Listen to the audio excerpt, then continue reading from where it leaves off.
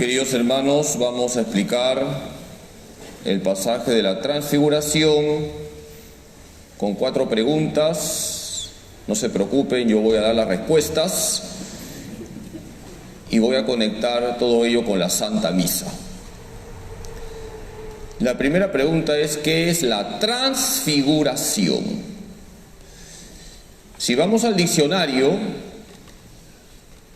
la palabra transfiguración significa que la misma persona muestra otra figura. No es otra persona, es la misma que muestra otra figura. Por ejemplo, las mujeres van al salón de belleza.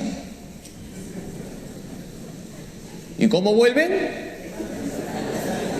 Transfiguradas. Jesús se transfiguró, es decir, mostró otra figura, mostró visiblemente la gloria de ser el Hijo de Dios, tan Dios como el Padre. La transfiguración es la única vez en la vida terrena de Jesús donde Él muestra visiblemente que es el Hijo de Dios con poder, que es Dios lleno de gloria. Nos dice el Evangelio que en la montaña santa, el Tabor, el rostro de Jesús brilló, sus vestidos se volvieron blancos. Y Pedro, extasiado, ¿qué dice? ¡Qué bien se está aquí! Queridos hermanos, para nosotros la misa es como un Tabor. Ustedes en la misa, ¿cómo se sienten? ¿Bien o mal? Bien. No hay nada más bonito que vivir la misa. Es nuestro Tabor. Es el mayor encuentro que podemos tener con Cristo resucitado. La transfiguración fue un anticipo de la resurrección de Cristo. A mí me da mucha pena cuando celebro misas de difuntos o misas de matrimonio, porque la mayor cantidad de las personas que participan en esas misas no participan, valga la redundancia. Están ahí, no saben cuándo sentarse, cuándo levantarse, en la consagración no se ponen de rodillas, están más perdidas que tiburón en el Titicaca. ¡Qué pena! Ustedes sí participan de la misa. Vivamos cada misa como un Tabor. Y como Pedro, tenemos que decirle a Jesús: Señor, qué bonito que es estar en la Santa Misa. Qué bien se está aquí, Jesús. Segunda pregunta: ¿qué implica la presencia de Moisés y Elías en la transfiguración? Hemos escuchado en el Evangelio: Jesús se transfiguró, mostró visiblemente la gloria de ser el Hijo de Dios, de ser Dios. ¿Y quiénes aparecen al lado de Jesús? Moisés y Elías. ¿Qué implica la presencia de Moisés? ¿Qué implica la presencia de Elías? Moisés representa la ley. Elías representa a los profetas. Hermanos, ¿cuántos libros tiene el Antiguo Testamento? 46. ¿Y el Antiguo Testamento a quién anuncia? A Cristo. En la Santa Misa proclamamos la palabra de Dios. Los domingos del tiempo ordinario, la primera lectura es, pregunto, ¿el Antiguo Testamento o el Nuevo Testamento? del Antiguo Testamento. Y no está por gusto que leamos textos del Antiguo Testamento. Porque los textos del Antiguo Testamento, ¿a quién anuncian? A Cristo. Por eso hay que estar atentos cuando se proclama la palabra de Dios. Porque toda la Escritura anuncia a Cristo y toda la Escritura nos lleva a Cristo. Moisés representa la ley y Cristo es nuestra ley. Elías representa a los profetas. ¿Y quién es el profeta definitivo? Jesucristo. Cristo es el profeta con mayúsculas. Más aún, es la misma verdad, es Dios con nosotros.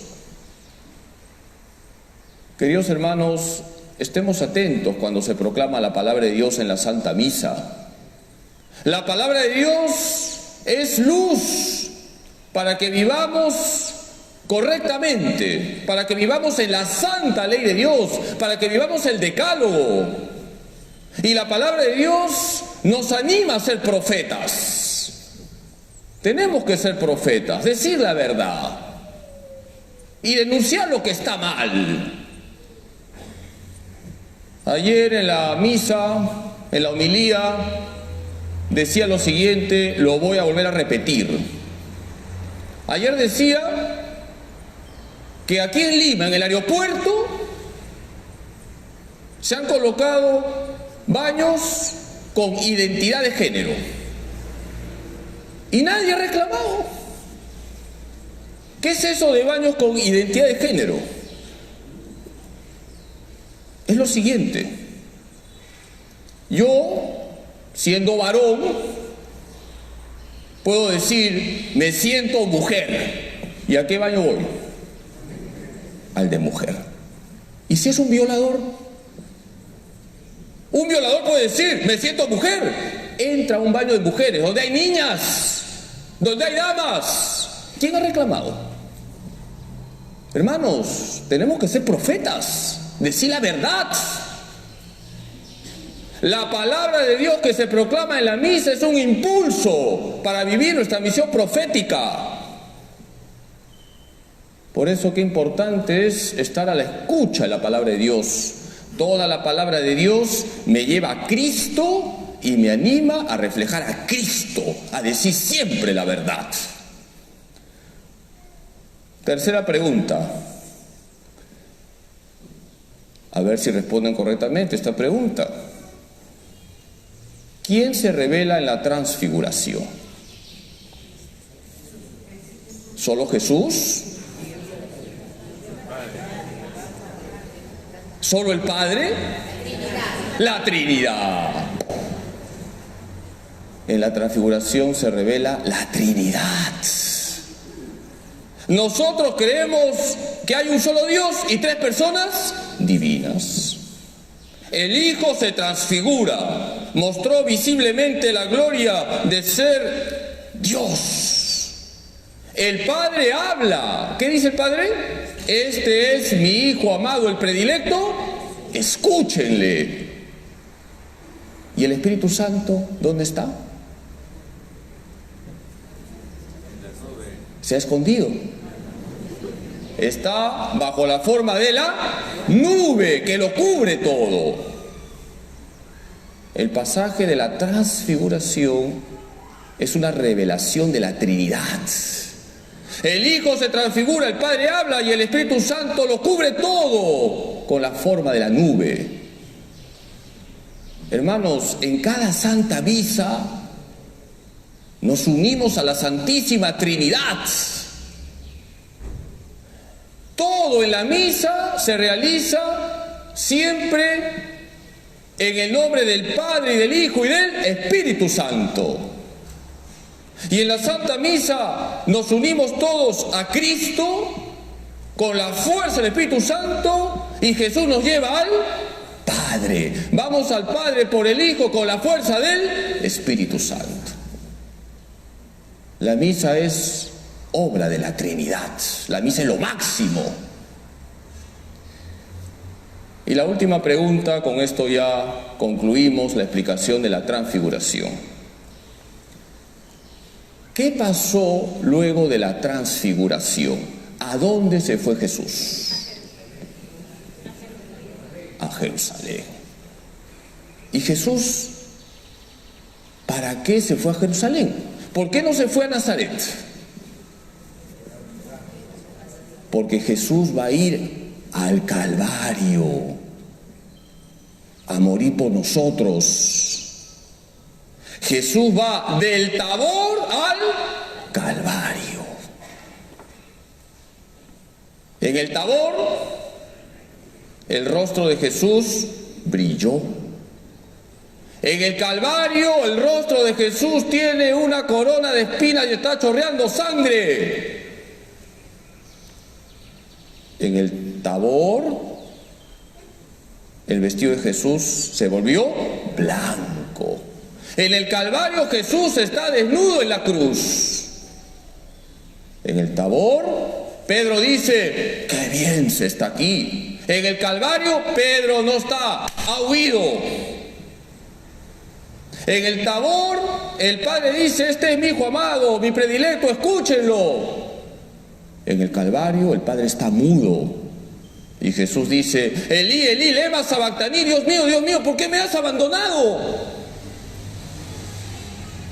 El Tabor fue muy breve. ¿Cuánto tiempo estuvo Jesús en la cruz, en el Calvario?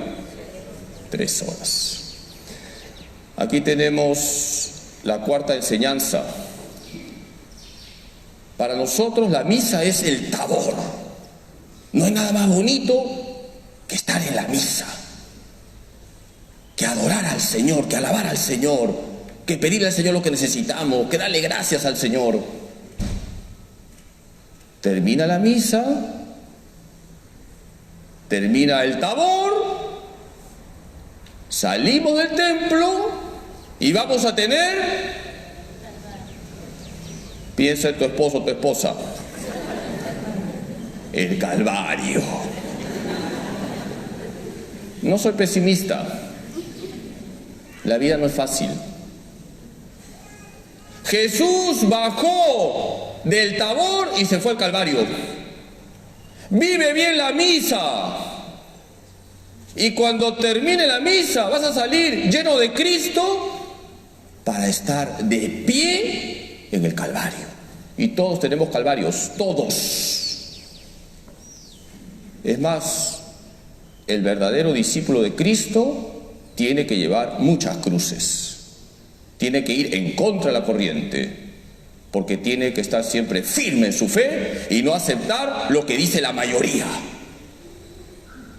Queridos hermanos, vivamos bien la misa, es nuestro Tabor, y cuando termine la misa, llenos de Cristo, daremos testimonio de Él en nuestra casa, en nuestro trabajo, en la universidad, en el instituto, en la calle, con nuestros amigos, etcétera, etcétera, porque hemos vivido la misa bien. Vamos a pedirle hoy a la Santísima Virgen María que nos ayude a todos nosotros a vivir correctamente la Santa Misa. Para nosotros la misa es el Tabor, y como Pedro, cada vez que estamos en la Santa Misa, le decimos a Jesús: Señor, qué bien que se está aquí, que así sea.